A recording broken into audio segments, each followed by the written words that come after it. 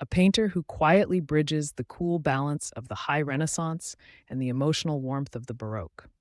Born Federico Fiori in Urbino, he built a language of color and movement that made devotional scenes feel intimate, theatrical, and instantly human.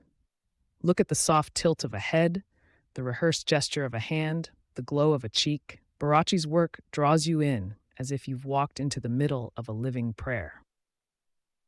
He painted Madonnas that breathe, labored over preparatory cartoons and sketches until the rhythm of the composition sang, and designed images that printmakers would carry across Europe. Today, we'll walk through his major paintings and drawings, his technical choices, his unexpected mythological episodes, and the curious stories behind a studio devoted to feeling as much as form. Whether you know him for the tender horn, rest on the flight to Egypt, or the striking dynamism of Aeneas fleeing Troy, Barocci's voice is distinct.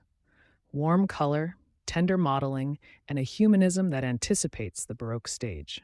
Stay with me, and you'll hear what made his art irresistible to collectors and influential to painters who followed. Before we dive in, don't forget to like and subscribe.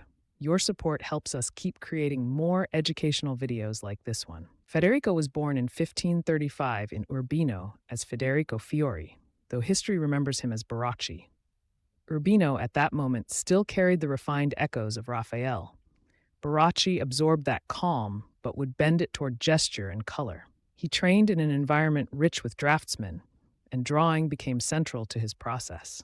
Surviving studies show how restless he could be in search of the right pose and the right expression. He copied classical prototypes, studied stucco reliefs, and made cartoons for large commissions, all while refining a palette that favored warm, luminous flesh tones and pearly highlights. Barocci's self-portraits and several later likenesses show a thoughtful, almost melancholic man, someone who guarded his studio practice fiercely and who measured each figure on the page before setting brush to panel. That careful study is why his finished paintings feel so alive. Each expression, each turn of the head was rehearsed and earned. Religion dominates Barocci's corpus, but not in the remote, iconic way of earlier altarpieces. Works like Madonna del Popolo capture a circulating crowd of devotional immediacy, saints and onlookers arranged like actors on a stage. His Rest on the Flight to Egypt, often called the Madonna delle Ciliegie, turns a biblical pause into a domestic lyrical moment. The Christ child reaches for cherries while Joseph stands nearby, the landscape breathing gently beyond. The Nativity, the Annunciation, and the Circumcision show the same attention to intimate gesture.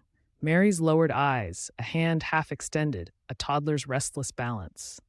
Barocci's figures are tactile. You can feel the fabric and the heat of skin. He built composition from small rhythms, clusters of 2 or 3 figures, diagonal gazes that spin toward a focal point, and used color to guide the eye, moving from warm flesh to cooler backgrounds, so that the holy scene seems to inhale light from within. If you look behind any major Barocci painting, you'll find a forest of preparatory drawings and cartoons. For Aeneas's Escape, or for his large altarpieces, he tested countless arrangements: a reclining figure, a turned shoulder, a child pulling at a hem. These preparatory works are not minor. They are the engine of his invention. Barocci loved soft edges and subtle transitions, a kind of controlled sfumato borrowed from Correggio. But he married that softness with a new energy: foreshortened limbs, swirling drapery, and compressed perspective that pulls the viewer into the scene. He also had a particular sense of color layering, a cool underpainting, often framed by warm glazes, giving flesh its glow and fabric a shimmering weight. Look at his studies and you'll see chalk lines that map motion, washes that test light, and tiny corrections that reveal a mind in tuning the composition's pace. Barocci was primarily a religious painter, yet he turned occasionally to myth and epic. His Aeneas Flight from Troy is surprising for its narrative bravado, a complex crowd scene that captures panic, loyalty, and family urgency without collapsing into chaos. He sketched every figure, then coordinated them into a sweeping movement. Aeneas carrying his father, Ascanius close at hand, faces full of urgency. These mythological works show Barocci's ability to manage scale and drama, to adapt his devotional intimacy to a more theatrical subject. Engravers loved these compositions and translated them into prints that spread his fame. The The same gestures and figure types reappear in collections across Europe. Even in mythology, he remains a painter of human feeling rather than abstract heroics. Barocci's portraits are quieter but reveal his genius for character. A portrait of a young woman in the Uffizi shows both social position and private temperament, a composed face, a downcast glance, a hand that hints at interior life. His self-portraits, painted and drawn, are studies in aging and self-awareness, not vain likenesses but meditations on the artist's role as observer. He also handled female saints and Madonnas with a consistent psychological realism. Not idealized icons, but women who feel tired, joyful, or silently devoted. This sensitivity to individual interior life helped his religious pictures read as scenes of real people rather than allegories. Barocci worked with a network of engravers and printmakers who disseminated his compositions widely. Prints after his designs helped train younger artists and spread his manner of composition, those fluid diagonals and warm chromatic shifts, into the next century. Cornelis Cort, Agostino Carracci, and others made engraved versions that amplified his reach. But influence ran the other way too. Through his careful drawings and cartoons, students learned to build narrative tension and to orchestrate crowds with clarity. Painters of the early Baroque admired his color and emotional directness.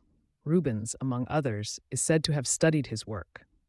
Barocci never abandoned careful draftsmanship, and that fidelity to drawing plus his painterly warmth became a model for artists who wanted drama without losing refinement. A few small stories reveal Barocci's temperament.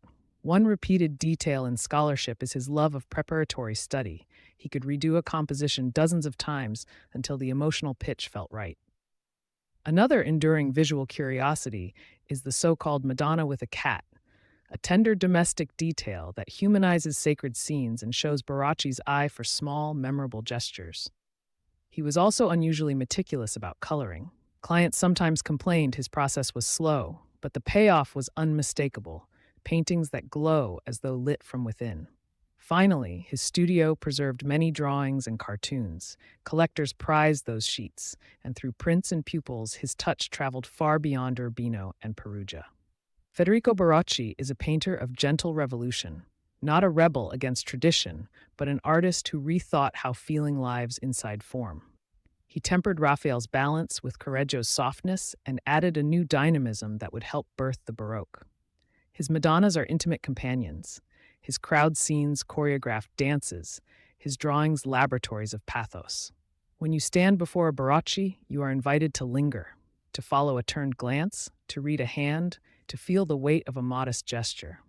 He reminds us that the sacred can be tender, and that great composition is as much about rhythm and rehearsal as it is about inspiration. If you walk away with one idea, let it be this: Barocci teaches us to see art as music in motion, where color, draftsmanship, and human feeling play together to move the soul.